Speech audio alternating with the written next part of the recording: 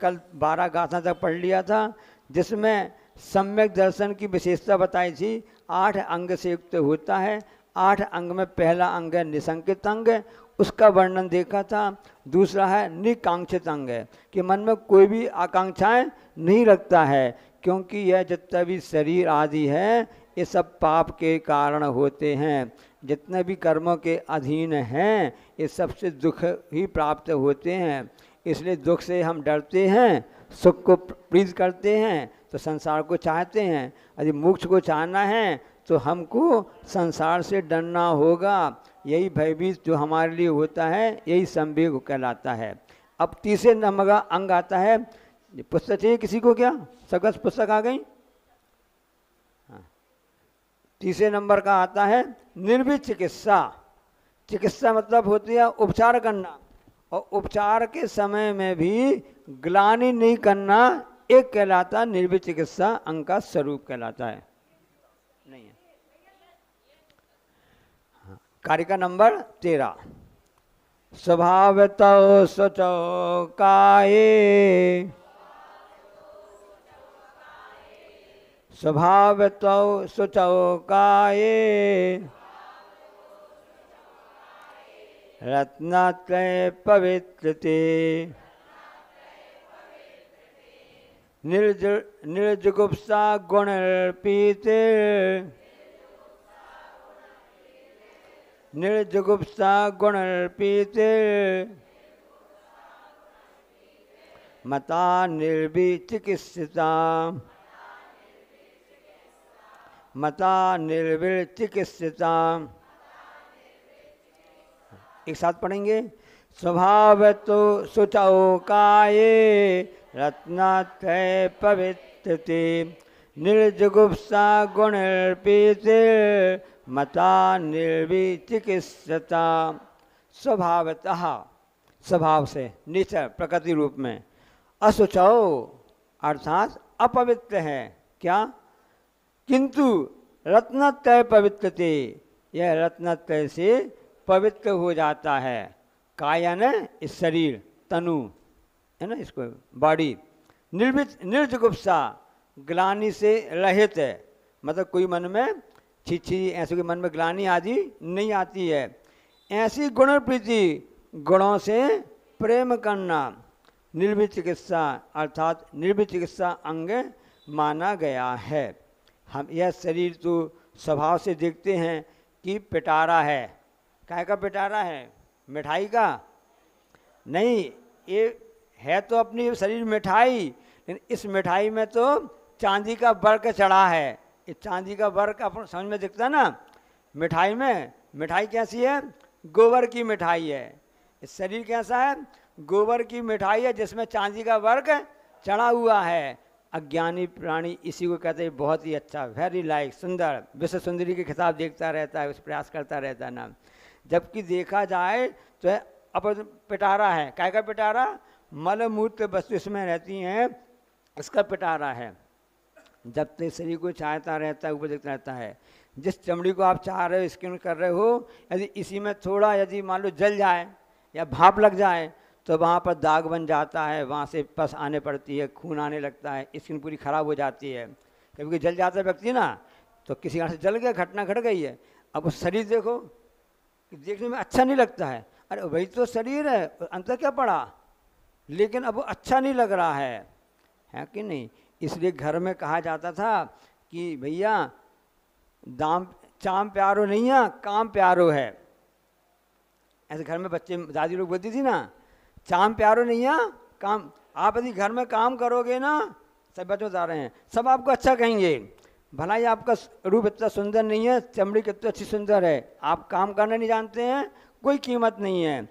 इसी प्रकार से शरीर में जो अपवित्र है, जब इसमें रत्नत्रय, सम्यक दर्शन, सम्यक ज्ञान, सामयिक चरित्र की प्राप्ति हो जाती है, ऐसा वह स्वरूप को प्राप्त हो जाता है, तो वह शरीर भी पवित्र हो जाता है। फिर उसको सबको स्पर्श करने की इच्छा होने लगती है। अब अवतार श्री के लिए पंक्ति लिखी उनने 1975 में चातुर्मास हुआ था। कहाँ? फिरोजाबाद उत्तर प्रदेश में। तो वहाँ के पंडित थे नरेंद्र प्रकाश जी। उन्होंने क्या पंक्ति लिखी आचार्य के लिए? रत्नात्रय से पावन जिनका यह औदारिक तन है, गुप्त समिति अनुप्रेक्षा में नित रहता निस दिन मन है। सन्मति युग के ऋषि सा जिनका बीत रहा हर क्षण है, त्याग तपस्या लीन यति और प्रवचन कला। अब उसने अच्छा की भक्ति करके क्या लिख रहा है कि रत्न से पवित्र पावन शरीर हो गया, क्योंकि ये औदारिक शरीर है। देवों का शरीर होता है, व्यक्ति शरीर होता है, उसमें मलमूत्र आदि कुछ भी नहीं होता है।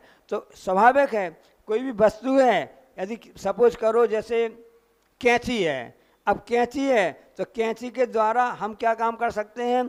कपड़ा को काट करके, कपड़ा सिल करके बना सकते हैं।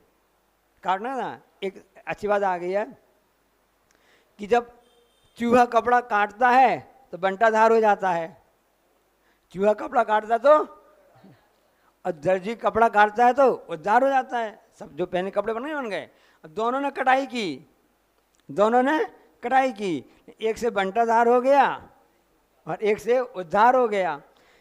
इसी प्रकार शरीर भी है कि शरीर को यदि हमने भोग विलास पापों कार्यों में लगा दिया तो उससे और पाप कार्य होने लगे, क्योंकि वैसे अपवित्र था।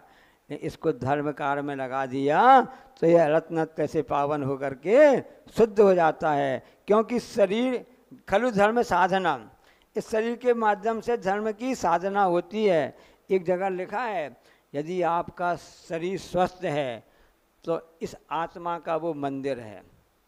प्रत्येक शरीर में आत्मा की नहीं है। यदि आपका शरीर स्वस्थ है तो वह आत्मा का मंदिर कहलाएगा। यदि आपका शरीर अस्वस्थ है, बीमार से युक्त है, तो आपका ये शरीर उस आत्मा के लिए कारावास, जेल जैसा हो जाएगा। जब शरीर में लकवादी लग जाता है, परेशान हो जाते हैं, तब कहते हैं भगवान से उठा लो उठा लो उठा लो। अरे अभी तो आप 20 साल पहले कहे अच्छा शरीर है, पुष्ट है, अब कह उठा लो उठा लो। ये शरीर बड़ा धोखेबाज है, कभी भी धोखा दे सकता है। सब पर विश्वास करना, सही में कभी विश्वास नहीं करना। यदि ये बात दिमाग में आ गई, समझ लो अपना कल्याण हो गया। इसलिए हमेशा आचार्य श्री एक ही बात पढ़ते थे, सिंबिर वासना, जहाँ देह अपनी नहीं तहाँ ना अपना। कितनी अपने बच्चों पढ़ी पाठशाला में पंक्तियाँ पढ़ी हैं। बस इसी बस को आप याद कर लो, कुछ नहीं करो। आप रोटी करो, भोजन करो, आओ जाओ, तैयार हो, कुछ भी होते रहो, इसको पढ़ते बस रहो, जहाँ दे अपनी नहीं तहाँ। तो जब भी ऐसा मौका आएगा तो हमारी तैयारी है, ये हमारी तैयारी पहले से प्री प्लानिंग तैयारी है। जब भी मौका आएगा हम तैयार खड़े रहेंगे, बंदूक हाथ में लेकर के। जब भी हाँ ठीक है, आजा यमराज आजा, मैं उसके पहले तैयार हूँ। मौत उसी से डरती है जो दिलेर होता है, निर्भीक होता है। जो कायर होता है ना, उसको मौत और पकड़ लेती है। कोरोना काल में आपने सुना होगा ना कि लोग बीमारी से कम मरे, जैसा में डर में। हाँ, तो जैन धर्म ऐसा जो हमको निर्भीक बनाता है, क्योंकि इसमें निर्भीक संग है। चाहे गरीब हो, कोई भी व्यक्ति हो, सबका शरीर तो एक सही रहेगा। इसलिए देह को सजाने से सुंदर शरीर नहीं मिलेगा। सुनना, देह को सजाने से सुंदर शरीर नहीं मिलेगा। हम परिणामों को सुधारेंगे तो भविष्य में आपको शरीर भी अच्छा मिलेगा, परिणाम भी उसके अच्छे सुंदर रहेंगे, रिजल्ट अच्छा आएगा। अब आपने किसी ने पूछा आप पढ़ाई की है, क्या रिजल्ट आया, क्या आया? नहीं, घर में काम था, मम्मी की तबीयत खराब हो गई थी, पापा को अटैक आ गया था, दीदी की शादी निकल आई थी, भैया को ये तो परेशानी हो गई थी। रिजल्ट क्या आया? सप्लीमेंट्री। तो परिणाम ये देखा जाएगा ना क्या हुआ। तो रिजल्ट क्या है? तो देह को सजाने से सुंदर शरीर नहीं मिलेगा। सुंदर सी तो हमने पहले से परिणाम किए थे, ऐसे भाव किए थे, ऐसा हमने निर्विचक संघ का पालन किया था, हमने मन में ग्लानि नहीं की थी, उसके परिणाम स्वरूप हमको ये शरीर प्राप्त हुआ। भीम को पहले कैसे शरीर प्राप्त कैसे हो गया, इतना हष्टपुष्ट है, पहले उसने सिर्फ बैयरवती सेवा की थी, उसके परिणाम स्वरूप उसके प्राप्त हुआ। अनंगसरा जो प्राप्त हुई थी ना, जिसके उसके उससे प्राप्त हो गया था कि उसके नहाने के जल से भी चिकित्सा हो जाती थी। पूर्व जन्म में उसने ऐसे जीव की रक्षा की थी, अजगर को मारने से बचाया था, खुद मर गई, अजगर मुँह में प्रवेश भी कर रही है, पिताजी उसको मारने तैयार हो गए कि अजगर को मार देंगे, आदर सीध से खा लिया। पिताजी इस जीव की क्या इसमें गलती है, पहले मैंने इसको परेशान किया था इसलिए मुझको ये परेशान कर रहा है, ये शरीर तो नष्ट होने वाला है, नष्ट हो जाएगा। ऐसे उसने उस अजगर की रक्षा की थी, उसके पिताजी मार रहे थे उस अजगर को, और उसके परिणाम स्वरूप अनंगसरा बन गई, विशल्या बन गई, बाद में विशल्या बन गई, पहले अनंगसरा थी, ऐसे बता। इसलिए हमेशा गुणों की तरफ निगाह रखना चाहिए। ऋषि लोग क्या करते हैं, उनके शरीर पवित्र रहता है, चरण पवित्र हो जाते हैं। अब महाराज जी ने कल कहा, परसों कहा था ना कि चरण नहीं छो, आचार्य जब निकलते थे तो आचार्य जहाँ से निकले वहाँ धूल में चरण स्पर्श आते थे, सभी साहब चरणों के उस धूल को ले लेते थे, वो पवित्र हो गई धूल है। ये महानता का ऐसा हुआ, परिणामों से अपने आप हो जाता है। इसलिए कई लोग कहते ना, कल महाराज जी पढ़ाया था कि मिथ्यात्व गुण स्थान होता है, मिथ्या दृष्टि क्या कहता है, मैं भगवान को नहीं मानता, सब गप्पेबाजी हैं, सब गप्पेबाजी हैं, मैं भगवान को नहीं मानता है। एक जो नहीं मानता है मैं भगवान को नहीं मानता हूँ, उसी बात से सिद्ध हो रहा है, मतलब भगवान है तभी तुम तो मान रहे हैं, नहीं मान रहे हो, एग्जिस्टेंस वस्तु का अस्तित्व है कि नहीं ना। मैं चश्मा को नहीं मानता हूँ, बस चश्मा तो है ना, अब आप मानो या नहीं मानो, उसी की बात से सिद्ध हो रहा है। तुम भगवान को तो मानते हो पर भगवान तुम्हें श्रद्धा नहीं है। तो ऐसे जो नास्तिक लोग होते हैं उनको ऐसे तर्क दे करके बताया जाता है कि आपकी बात ही सिद्ध कर रही है कि आप उस वस्तु का अस्तित्व स्वीकार कर रहे हो, वस्तु है कि नहीं है, तभी तो आपको माना या नहीं माना ये आपकी मान्यता है। इस प्रकार से मान्यता शरीर के प्रति रहेगी तो उस हिसाब से शरीर के हिसाब से मान्यता बनी रहेगी, हमें पालन पोषण में लगे रहेंगे तो हम धर्म कर्म नहीं कर पाएंगे। इसलिए सास के साथ में रहना चाहिए। जो आदमी जितना ज्ञानवान होता है, उतना सदाचारी होता है, उतना ही विश्वासपात्र होता है। इसलिए इस शरीर के द्वारा हमेशा दूसरों का परोपकार, उपकार, अच्छे कार्य करते रहना चाहिए। ये निर्विचिक संघ का अंग है, इसमें ग्लानि करना चाहिए नहीं करना चाहिए। नई नई बहू आई, अब नई बहू आई तो उसके हाथ से वो कुछ पीपा गिर गया, घी का पीपा गिर गया, तुरंत सांस उठी, सांस लगा तो नहीं लगा, कुछ भी नहीं हुआ है, चलो कोई बात नहीं। अब वो डर रही थी कि सांस डांटेगी, पूरा घी पूरा बिखर गया, तो उस सांस ने कुछ भी नहीं किया, उसकी या कोई बात नहीं, तो लगा तो नहीं, कहीं तो छूट भी आ गई, वो जल्दी आईडेक्स लेके आ गई, बाम लेकर के आ गई, बहुत चिंता नहीं करना, कोई बात नहीं, घी तो घी है, फिर से आ जाएगा, तुमको लगना नहीं चाहिए। इस ढंग से उसको मलहम पट्टी सब कर दी, करके हो गया। अब कुछ दिनों बाद सास बीमार पड़ गई, अब उसी बिस्तर में टट्टी पेशाब हो रही थी, अब बहू उसी की पूरी सभी काम करने लगी। अब उस बहू की मम्मी आ गई, मायके से मम्मी आ गई। अब उसने देखा अरे मेरी बेटी ये काम कर रही है, सास की सेवा करना अच्छी बात है, उसे टट्टी पेशाब सब उठा रही, धर रही ना, लेटरिन सब उठाए ना, सब जो हो रही है वो सब साफ कर रही है। उसने अपनी बेटी से पूछा, क्यों बेटी तुमको इसमें दुर्गंध नहीं आती क्या, तो माँ सास की सेवा करती तो नहीं आती है। तो उस बहू ने क्या जवाब दिया, नहीं मम्मी, मैं सास की सेवा करती हूँ, हमको तो इसमें घी जैसी सुगंध आती है। क्योंकि उस समय सास ने क्या काम किया था, बहू को डांटा डपटा नहीं था, कोई बात नहीं, धोखे से गिर गया, संभाल के काम करना, उसकी सेवा कर दी, कि लगा तो नहीं। इतना सा पॉइंट उस बहू के लिए आदर्श बन गया। समझ में आ गया ना। तो कभी भी किसी की सेवा करो ये सोचना चाहिए ये शरीर तो अपवित्र है, हमारे साथ भी ऐसा होगा। इसलिए ऐसी जो भावना भाता है उसका नाम है निर्विचिकित्सा अंग है। इसलिए हमें संघ का पालन करते रहना चाहिए।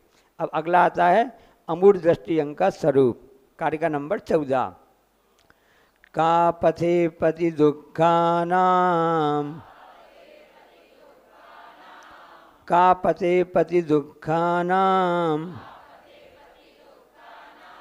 कापतस्थेप्य सम्मति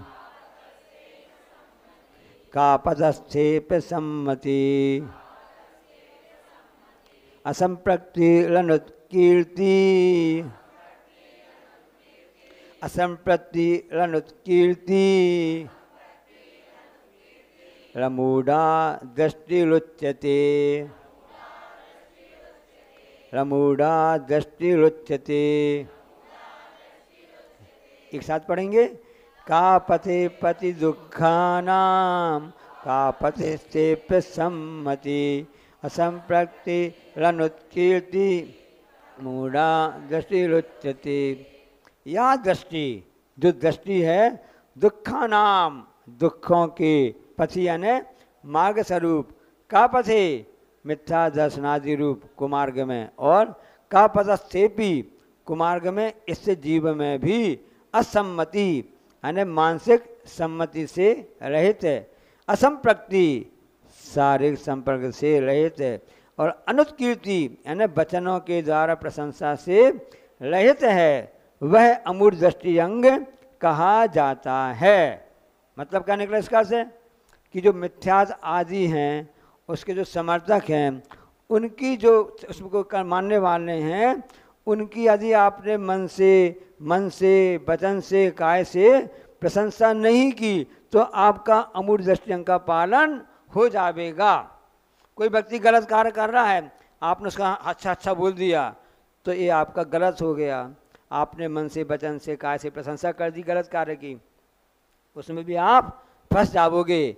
इसलिए कृत कार्य अनुमोदना जो होती है ना, अच्छे कार्य करने से उसका पुण्य रूप में फल मिलता है, और उस खराब कार्य की आप अनुमोदना कर दी उसका जो पाप रूप में फल मिलता है।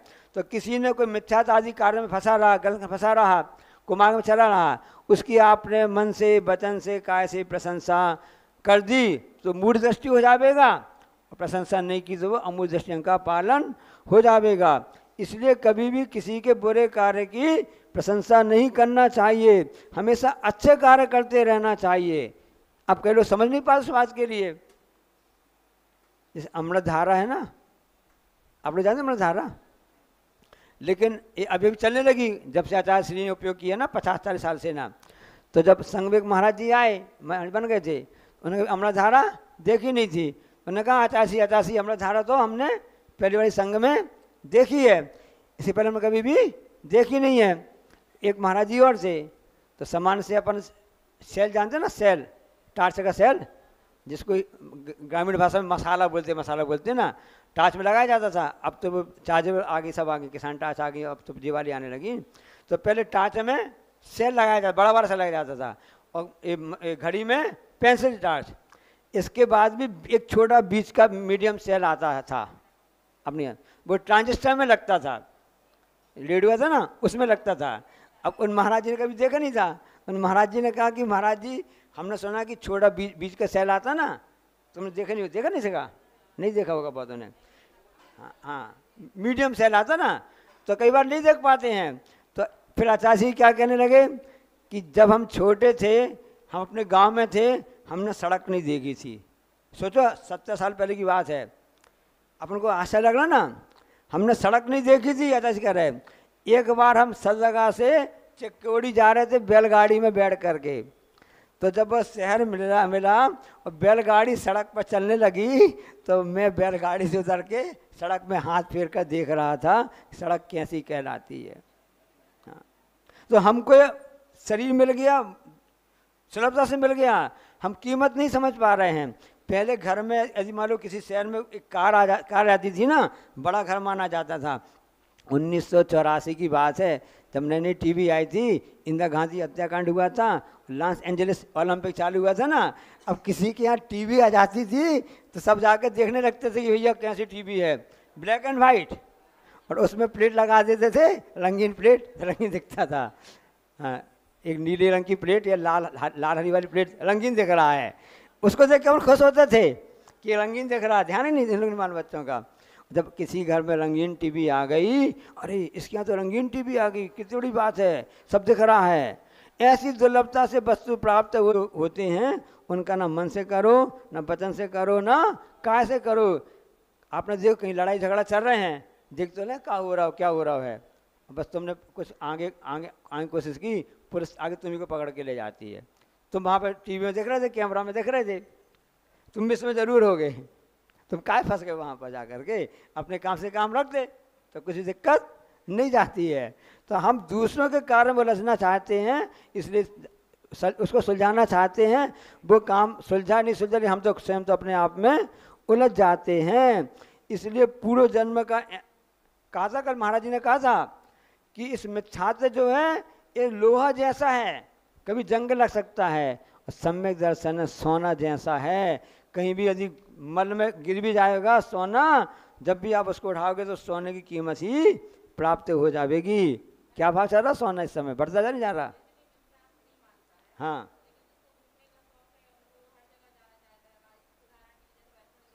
तो कल महाराज जी ने कहा था ना कि यदि आप उसको पुरातत्व की दृष्टिकोण से देखना चाहते हो, वो प्राचीन में हमारे जैन मंदिर थे, वहाँ की कलाकृति कैसी है, उसकी बनावट कैसी है, वहाँ पर कैसा है, भाई हमें मंदिर बनने वाला है, पत्थर बनने वाला है, उनका मंदिर क्या देख के यहाँ उसमें क्या है, तो उसमें इसका दोष नहीं लगेगा। अभी जब अयोध्या में राम मंदिर बन रहा था ना, तो वहाँ पर उस समय अयोध्या में जो शंकराचार्य वगैरह थे उनको पता चला, तो उन्होंने अपने यहाँ भेजा कुंडलपुर में बड़े बाबा का मंदिर देख के आओ कैसी डिजाइन है, जैनियों का मंदिर देख के आओ कैसी डिजाइन है, मैं देखने के लिए आए थे कलाकृति की, वहाँ जाकर वैसा बनाएंगे। तो आपका इंटेंशन क्या है, आपका उद्देश्य क्या है, इस पर निर्भर करता है। उसी कैंची से तो कपड़ा काटा जा रहा है, उसी कैंची से किसी के लिए बार किया जा रहा है, अंतर नहीं है ना। इंटेंशन क्या है, उसका फल प्राप्त होता है।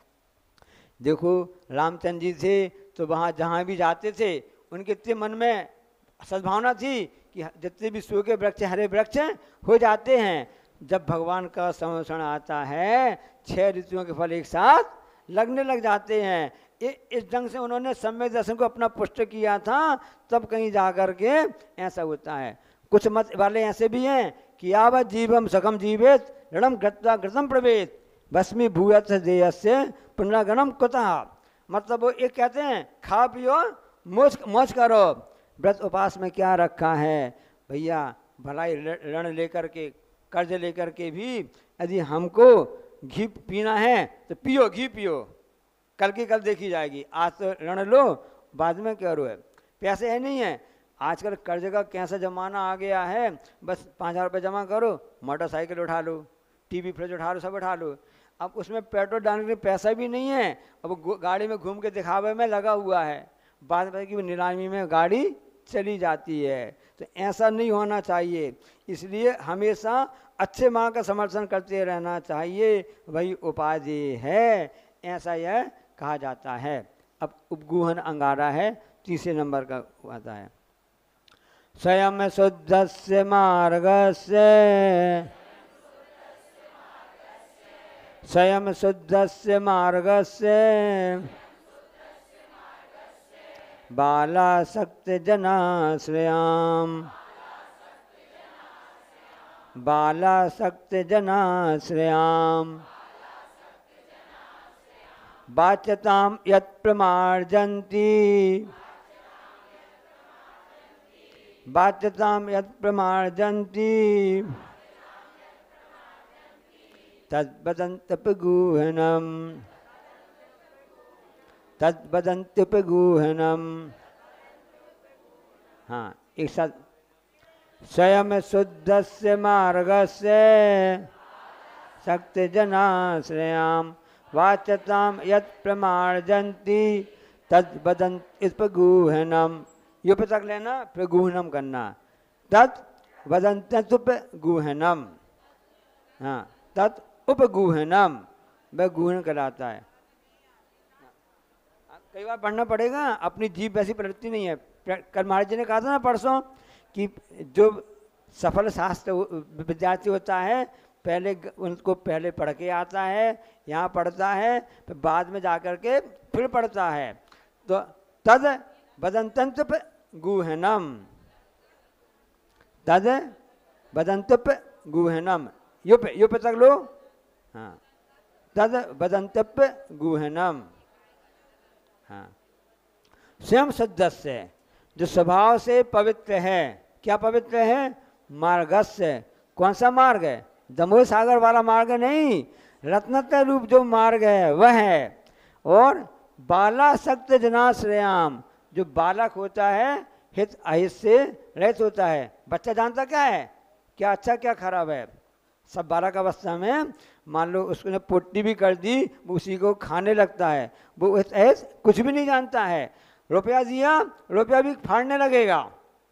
दीपक है, दीपक भी उसको अच्छा लग रहा है तो उसमें हाथ लगाने लगेगा, क्योंकि वह हित अहित से रहित होता है। ऐसा बालासक्त है। अभी छठा में पढ़ा था, अभी महाराज जी पढ़ाए होंगे, आपने पढ़ाया होगा ना, बालपने में।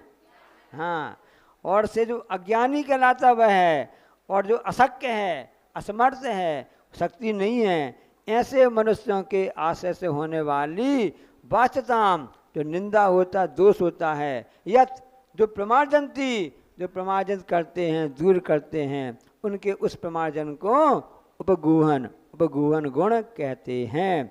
अर्थात स्वभाव से पवित्र जो जैन धर्म हैं, ये मोक्ष मार्ग हैं, इसको कोई पालन कर रहा है, यदि उनकी अज्ञानता से, उनकी गलती से, या कोई असमर्थता बस कोई उससे गलती हो गई हो, तो वह जो सम्यक दृष्टि जीव है, जिसका उपगुहन अंग है, उसको ढांक करके सम्यक दर्शन को, जैन धर्म को सुरक्षित करता है, कभी उजागर नहीं करता है। यदि अपना बच्चा, कहते ना अपनी जांग ढांक के चलो, तो जांग का जैसे अपने बच्चे ने अपने ऊपर सुसु कर दी, तो क्या अपन अपना जांग काट के अलग कर देते हैं ना? नहीं करते ना, उसको ढांक के चलते हैं। अरे अपनी तो बच्चा है, अपनी तो बेटा है, अपनी तो बेटी है, कोई बात नहीं, धोखे से गलती हो गई है, सब जगह बताने फिरता नहीं है। लेकिन हमारा कान कैसा हो गया है? डस्टबिन जैसा हो गया है। सुनना, आपने घर में सफाई की, झाड़ू लगाया अपने मगने, आपने उस कचरे को क्या किया? डस्टबिन में, जहाँ कचरा घर में ना, उसमें डाल दिया। ऐसे नहीं कि पड़ोसी कान में डाल दिया, पड़ोसी घर में डाल दिया, वो तुमको लगाएगा 2-4 हाथ और गाली देगा। तो जब हमने घर में सफाई की तो हमने पड़ोसी के ना डाल करके कचरा डस्टबिन में डाल दिया, जो कचरा कान था ना उसमें डाल दिया। अब आप विचार करो कि हमने कहा सुनो भाई, सुनो भैया, फलाने व्यक्ति ऐसा है, तो हमने क्या किया? पड़ोसी भी खुश हो रहा है, हमने उसके कान को डस्टबिन जैसा बना दिया और फलाने चंद की बुराई उसमें डालने लगे। अब हमारा कान डस्टबिन हो गया क्या? तुम सुन क्यों रहे हो? तुम उसकी बात क्यों सुनी? तुम सुनने नहीं था। यदि आपने सुना तो आप दिमाग में वैसा हो जाएगा, आपकी धारणा अपने आप गलत बन जाएगी। इसलिए आचार्य कहते हैं कभी किसी की सुनो मत। श्रावक लोग होते हैं, हम लोग समझाने कहते हैं ना, इनकी बड़ाई बताएंगे, संजय जी ऐसे हैं, चौधरी जी ऐसे हैं, और से भट्टा जी ऐसे हैं, वे ऐसे हैं, इनकी यहाँ बताएंगे, उनकी वहाँ बताएंगे, उससे क्या हो जाएगा? माहौल खराब हो जाएगा। जबकि सम्यक दृष्टि का एक कहना रहता है कि कुछ गलती हो भी गई हो, उसको ढांक के चलो, कभी किसी को भी बताकर मत चलो, क्योंकि समय का कोई भी भरोसा नहीं है। हम तो दूसरों की उजागर करने में लगे रहते हैं। इसलिए समय पर चेतना हमको बताई जाएगी, भैया समय पर चेत जाओ, समय पर जागृत हो जाओ। अब एक व्यक्ति जा रहा था, अब वह बस स्टैंड पर चढ़ गया, बस पर आवाज़ आई, सावधान सावधान सावधान। कैसी आवाज़ आई? समझ में कहाँ से आवाज़ आई है? उसने कहा सावधान भैया, इस बस में मत चढ़ो, ये बस आगे एक्सीडेंट होने वाला है। भैया कोई ने सावधान बता दिया तो वो उतर गया। सावधान हो भैया, इसने सावधान कर दिया तो उतर गया। अभी जाना जरूरी है वहाँ पर। अब वो स्टेशन में पहुँच गया, दमोह के स्टेशन में, उसको आगे जाना था। और जैसे ट्रेन में चढ़ने लगा, फिर आवाज़ आ गई, सावधान सावधान भाई, आगे ट्रेन पटरी से उतर जाएगी। वो हिसाब से फिर नहीं चढ़ पाया, इसमें चढ़ना नहीं चढ़ना नहीं, फिर उतर गया। वो जाना जरूरी है। फिर उसने प्रयास किया, चलो सागर चले जाओ, वहाँ से एरोड्रम वगैरह भोपाल चले जाओ, वहाँ से हवाई जहाज़ वगैरह मिल जाएगी, वहाँ पे काम बन जाएगा। हवाई जहाज़ में चढ़ने लगा, फिर आवाज़ आ गई, रुक जाओ रुक जाओ रुक जाओ, इस हवाई जहाज़ में मत चढ़ो। क्यों भाई? ये आगे क्रैश हो जाएगा। अरे बड़ा हितैषी है, कौन है हमें इतनी चिंता करने वाला कि मैं बस में चढ़ रहा था तो इसने नहीं कर दिया, ट्रेन में चढ़ तो नहीं कर दिया, एरोप्लेन में चढ़ रहा था तो इसने फिर हमको नहीं कर दिया। वो कहता है तुम कौन हितैषी हमारे हो, इतनी चिंता करते हो। जब हम घोड़ी में चढ़ रहे थे तब तो तुमने आवाज़ नहीं लगाई कि मत चढ़ मत चढ़ मत चढ़। समझा नहीं समझा ना? तो बेसमय पर जो सीख नहीं मिलती है, बेसमय पर भीख भी नहीं मिलती है, समय आने पर ही सीख मिलती है। ये तो हमारा पुण्य का उदय था कि हमारा समय अच्छा आया, ऐसे गुरु महाराज जी मिल गए, ऐसे भगवान मिल गए, ऐसी जनवाणी मिल गई। बुरा नहीं मानना जिनकी शादी हो गई हो, कि कई लोग आगे क्या शिकायत करते ना कि उस समय पहले आचार्य से हमको काय नहीं मिले। बहन महिलाएं भी आती हैं कि आचार्य से हमको मिल जाते, हम घर गृहस्थी में क्यों फंसते। कोई बात नहीं है, ये भी एक धर्म का मार्ग है। गृहस्थ धर्म और साधु मार्ग, ये दोनों धर्म के दो पहिए हैं इस रथ को आगे ले जाने के लिए। ये रथ कब तक चलता रहेगा? पंचम काल के अंतिम समय तक रथ चलता रहेगा। कोई भी माई का लाल पैदा नहीं हुआ जिस अहिंसा रथ को पंचम काल के अंतिम समय तक रोक सके। ये अहिंसा ध्वज कहलाती है, ये अहिंसा पार्टी के हम लोग हैं। तो समय पर ही सीख मिलती है, बेसमय पर सीख भीख भी नहीं मिलती है। तो उस समय हम उनको ढांक कर चलें, उसके उजागर ना करें, क्योंकि हमारा कर्तव्य च्युत हो जाता है। पट्टी से गाड़ी उतर गई तो बुद्धिमत्ता क्या है? यदि दीवार में दरार पड़ जाती है, सुनना, यदि दीवार में दरार पड़ जाती है तो दीवार गिर जाती है। दीवार में दरार पड़ जाती है तो दीवार गिर जाती है। और यदि रिश्तों में दरार पड़ जाती है तो दीवार खड़ी हो जाती है। रिश्तों में दरार पड़ जाती है तो दीवार खड़ी हो जाती है। तो बुद्धिमत्ता किस में है? दीवार को ढाने में नहीं है, उस दीवार में जो दरार पड़ गई है उस दरार को भरने में है। इसलिए रिश्तों के बीच में दीवार खड़ी ना हो पाए, इसलिए किस कारण से दरार पड़ भी जाती है, उस दरार को भरने का नाम ही उपगूहन अंग है। बात समझ में आ गई नहीं आ गई? कितनी सरल भाषा में आपको समझा दिया। कहीं किससे कुछ गलती कुछ हो भी गई हो, उसको चुपचाप समझा देना, अकेले समझा देना और उसको ढांक देना, ताकि उसकी गलती भी सुधर जावे, समय पर सीख भी मिल जावे और वह काम का काम हो जावे। इसलिए रिश्ते जो होते हैं बहुत ही कोमल और मुलायम होते हैं, इसलिए रिश्तों को बचाने का भी ऐसे प्रयास करते रहना चाहिए। एक शरीर इसी प्रकार से है, कभी भी धोखा दे सकता है, इसलिए अपने शरीर मिला है तो दूसरों की सहायता करो। जब आपको बता दें, जब बड़े बाबा विराजमान हो रहे थे, 2006 की बात है, कुंडलपुर में, और उस समय यहाँ के जो कलेक्टर वगैरह जो थे, यहाँ कुछ थे जो उन्हें शिकायत कर दी कुछ कर दी कि यहाँ पर गलत हो रहा, पुरातत्व से छेड़छाड़ की जा रही है। तो बड़े अधिकारी वहाँ पहुँच गए, वहाँ पर खींचातानी मच गई। वहाँ पर एसपी की गाड़ी पहुँच गई थी, एसपी गाड़ी पहुँच गई तो झूमा झपटी हो गई। वो फोटो वगैरह कैमरा से खींच रहा था, तो किसी ने कैमरा खींच लिया, कुछ कर लिया, तो उनको डर लगने लगा। तो वहाँ पर पुलिस वाले थे, एसपी कलेक्टर थे, सब डर करके एकदम से, भाई सही स्वाभाविक है, भीड़ का कोई भी सिर नहीं होता, कुछ गड़बड़ क्या करेंगे, तो भाग करके फटाफट आ करके यहाँ पर आर्डर देने लगे कि पुलिस बुला, रैपिड एक्स कौन सी रैपिड एक्स फोर्स ये सब करा।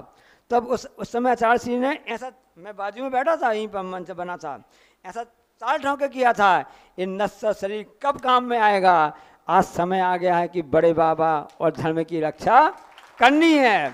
तो इस शरीर हमको मिला है, धर्म की रक्षा करनी है, धार्मिक व्यक्तियों की रक्षा करनी है, उन गरीबों की रक्षा करनी है, उन ऐसे असहाय व्यक्तियों की रक्षा करनी है जो धर्म से च्युत हो गए हैं। अभी वहाँ साराक जाति के लोग हैं, वहाँ पर उड़ीसा में, पश्चिमी बंगाल में, बिहार में, जो कि अपने धर्म को भूल को मालूम, जैन धर्म क्या है, जैन धर्म के मूल थे। उस समय फिर जो आचार्य ज्ञान सागर महाराज जी और अभी आचार्य जी के आशीर्वाद से मुनिषी प्रमाण सागर महाराज जी वहाँ पर प्रयास कर रहे हैं कि उनको पुनः मंदिर मिल जाए, मंदिर का निर्माण हो जाए, रोजगार मिल जाए, वो पुनः अपनी जैन धर्म की मूल धारा में पुनः वापस आ जाएं। ये कहलाता है उपगुहन अंग, जिसके द्वारा धर्म क्या निर्मल है उसकी परीक्षा करके उनको सुलटा दिया जाता है। इसलिए हमें इस अंग का पालन करते रहना चाहिए। आचार्य श्री को 20-20 बार बुखार आ चुका, कितनी बार?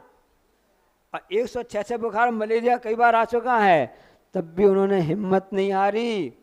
इतना बड़ा, आचार्य श्री बताते हैं, इतना बड़ा बड़ा गिलास पीते थे, जूस, शरबत, ठंडाई नहीं, चिरायता का काढ़ा, तब कहीं जा कर के वो बुखार दूर होता था। चिरायता गुरबेल होती ना, जैसे बुखार दूर होता है, ऐसी कड़वी होती है। इस तरह से बुखार दूर किया जाता है। उसी प्रकार से किसी हमारे समाज के किसी व्यक्ति में, किसी अंग में कुछ इस ढंग से बुखार आ गया हो, कुछ गलती हो गई हो, तो इस ढंग से कुशलतापूर्वक दवाई करना चाहिए, ऐसी बत्ती करना चाहिए, किसी को पता भी ना चले, वो व्यक्ति स्वस्थ हो जाए। समझदार को इशारा काफ़ी है।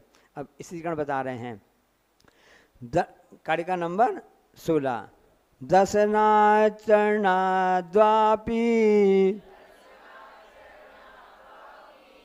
चलताम धर्म बत्सले, चलताम धर्म बत्सले, प्रत्यवस्थापनम प्राज्ञये, प्रत्यवस्थापनम प्राज्ञये, स्थिति करण मुच्यते, स्थिति करण मुच्यते। एक साथ, दशनाचरणाद्वापि चलताम धर्म बत्सलै, प्रत्यवस्थापनम प्राज्ञये, स्थिति करण मुच्यते। धर्म बत्सलै, धर्म स्नेही जो जनों के द्वारा दर्शनात् यानी सम्यक दर्शन से, व अथवा चरणात् चारित्र से, अपि यानी भी चलता जो विचलित होते हुए पुरुषों का प्रत्यवस्थापनम फिर से पहली तरह स्थिति किया जाना, प्राज्ञ यानी विद्वानों के द्वारा स्थितिकरणम, स्थितिकरण अंग उच्चते यानी कहा जाता है।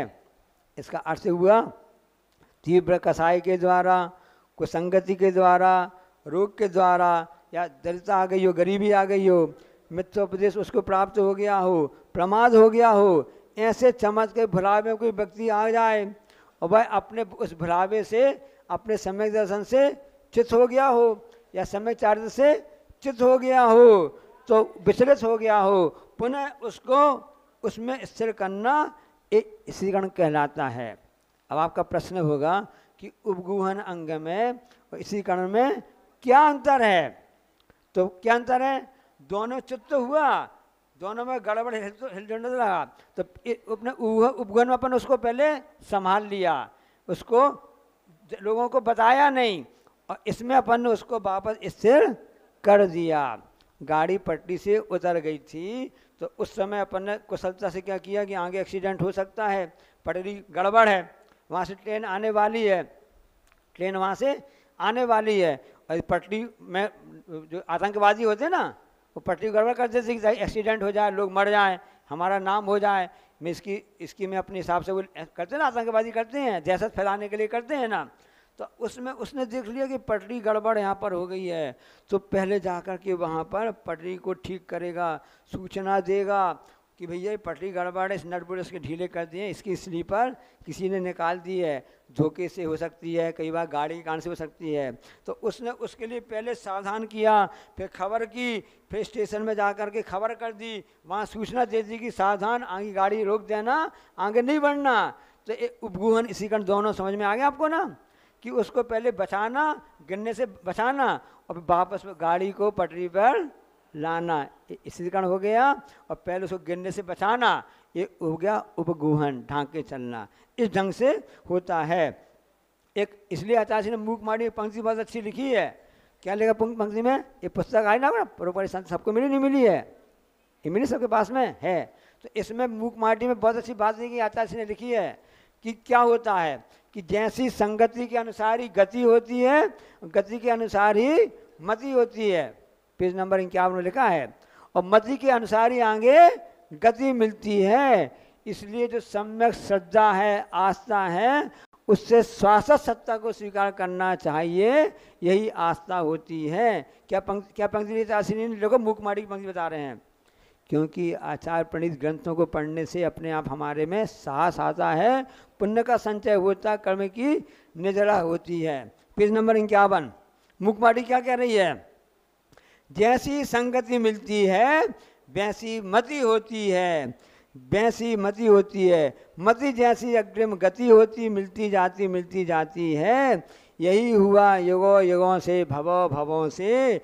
इसलिए जीवन का आस्था से वास्ता होने पर रास्ता स्वयं शास्ता हो करके संबोधित करता साधक को साथी बन करके साथ देता है। आस्था के तारों पर ही साधना की अंगुलियां चलती हैं साधक की। सार्थक जीवन में तब स्वराती सरगम झरती है। ऐसी समझी बात है बेटा, एक अकेला रुक जाए तो मिलकर उसे साथी हाथ बढ़ाना, साथी हाथ बढ़ाना। ये देशभक्ति कहते हैं कि यदि मान लो कोई गिर जाता है, उसका भी साथ में लेकर उसको आगे बढ़ाओ। ये तो धर्म कह रहा है, ये तो उसे अंग कह रहा है, कोई अलग बात नहीं है। सम्यक दर्शन का उपगुण अंग क्या कह रहा है कि साथी हाथ बढ़ाना, एक अकेला गिर जाए तो मिलकर उसे, ये तो काम करना है। इसी का नाम ही स्थिति कारण है। इसलिए क्योंकि अकेला कोई भी व्यक्ति कुछ भी काम नहीं कर सकता है, उसके लिए तो हमको साथ देना पड़ेगा। इस जगह पंक्ति हमने पढ़ा था कि कभी लोहार से काम पड़ता है, सुनो अच्छी बात, कभी लोहार से काम पड़ता है तो कभी सुनार से काम पड़ता है, और कभी नगद से काम निकालना पड़ता है तो कभी दोनों काम। ऐसा नहीं कभी हमेशा नगद मिलता है, कभी उधार भी काम। अब सामान लेने गए, जेब में पैसा नहीं था, भैया उधार लिख लो, पहचान के कभी फिर आपको हाँ ठीक है उधार लिख ले रहे हैं। तो कभी लोहार से काम पड़ता है तो कभी सुनार से काम पड़ता है, कभी नगद से काम पड़ता है तो कभी उधार से काम पड़ता है। संसार में रहने वालों लोगों ये मत सोचो कि मैं अकेला सब कुछ कर लूँगा, ऐसा हो नहीं सकता है। संसार में रहना है तो संसार वालों से भी काम पड़ता है। इसलिए ये मत सोचना कि मैं सब कर लूँगा, मैं सक्षम हूँ, ये हमारा अहम घमंड कहलाता है। इसलिए मिल कर के काम करो, एकता से काम करो तो हमेशा वह आगे होने लगता है। अब अगली गाथा आती है, इसी गण आ गया। अब अगली गाथा आती वात्सल्य अंग है, बहुत ही अच्छा है। प्रेम वात्सल्य क्या कहलाता है इसकी बात बता रहे हैं। सत्शून्यान प्रतिर्सद्भ, नहीं सद्भाव तक, सत्शून्यान प्रति सद्भाव, सशून्यान प्रति सद्भाव, प्रति सनाथा पेत कहतवा, सनाथा पेत कहतवा, प्रतिपत्तिर यथा योग्यम, प्रतिपत्तिर यथा योग्यम, वात्सल्यमभिलप्यते, वात्सल्यमभिलप्यते। एक साथ पढ़ेंगे। सयुत्थान प्रति सद्भाव, सनाता पेत कहतवा, प्रतिपत्तिर यथा योग्यम, वात्सल्यमभिलप्यते। हाँ, स्वयुत्थान प्रति यानी अपने साधर्मी बंधुओं के समूह में रहने वाले लोगों के प्रति सद्भाव, सनाथा मतलब सरलता से सहित, अपेत कहतवा अर्थात मायाचार से रहित है, यथा योग्यम उनकी योग्यता के अनुसार, न ज़्यादा करना न कम करना, न अतिरिक्त करना और ना ही कम ज़्यादा करना, जितनी उनकी योग्यता है उसके अनुसार प्रतिपत्ति मतलब पूजा है, आदर सत्कार करना, इस तरह से पवित्र निस्वार्थ भावना के साथ में वात्सल्यम, वात्सल्य अंग जो होता है अभिलप्यते, वह कहा जाता है। तो गुणी जनों में जो पाए जाने वाले जो होते हैं ना, उसको कहते हैं कि उनमें जो सरलता सहित है, महता से रहित है, बिना दिखावा के एक पवित्र निस्वार्थ भावना से उनके लिए ऐसा प्रभावना करना, वात्सल्य देना, मतलब प्रेम वात्सल्य देना, वह वात्सल्य अंग कहलाता है। जैसे गाय बछड़े को देती है। पहले जब जब छोटे थे 1977-78 की बात है ना, एक निशान चलता था पार्टी का, चुनाव चिन्ह चलता था गाय बछड़ा, गाय बछड़ा चिन्ह चलता ना, तो उसमें चिन्ह था। देखो उस समय गाय बछड़ा, इसके लिए आगम में गाय बछड़ा बताया गया है कि गाय बछड़े को जैसे प्रेम करती है वैसे प्रेम सबको करना चाहिए। ऐसा क्यों, गाय का क्यों उदाहरण दिया, भैंसिया भी तो अपने बछड़े प्रेम करती है, भैंसिया होती है ना, ऐसा था।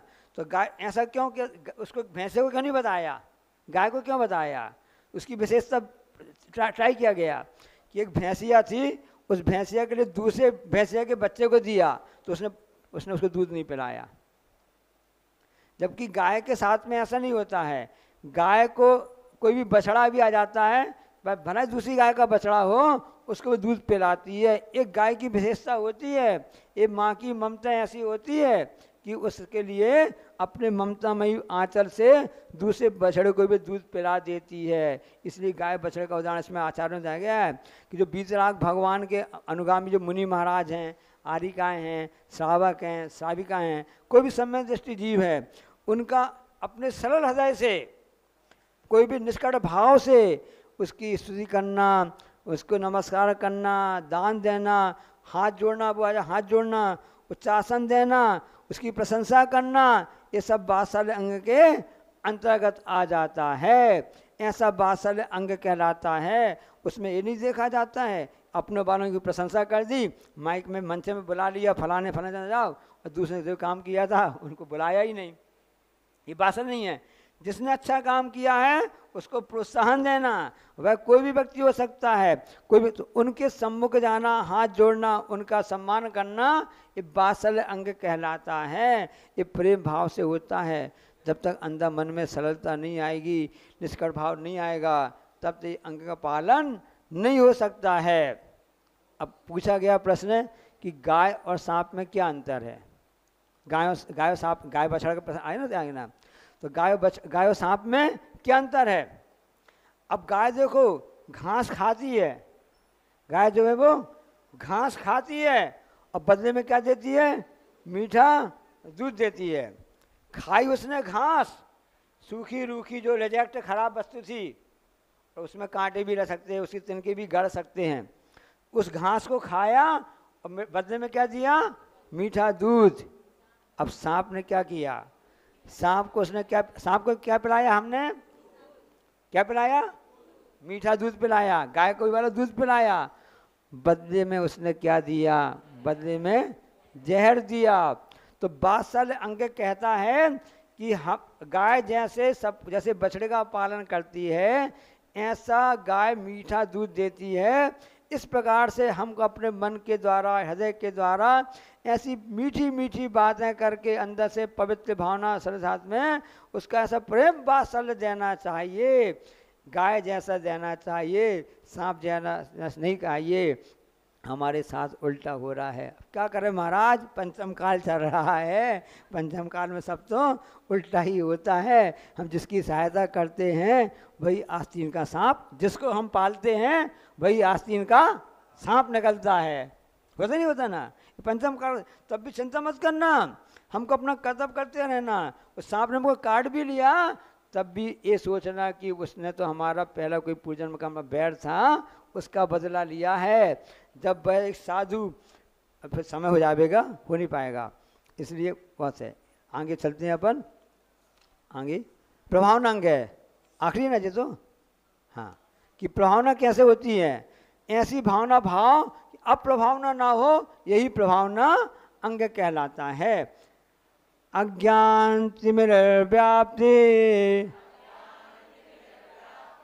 अज्ञान तिमिर्व्याप्ति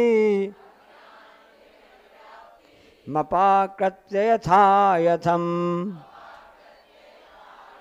मपाकृत्य यथा यथम जिन शासन महात्मय जिन शासन महात्मय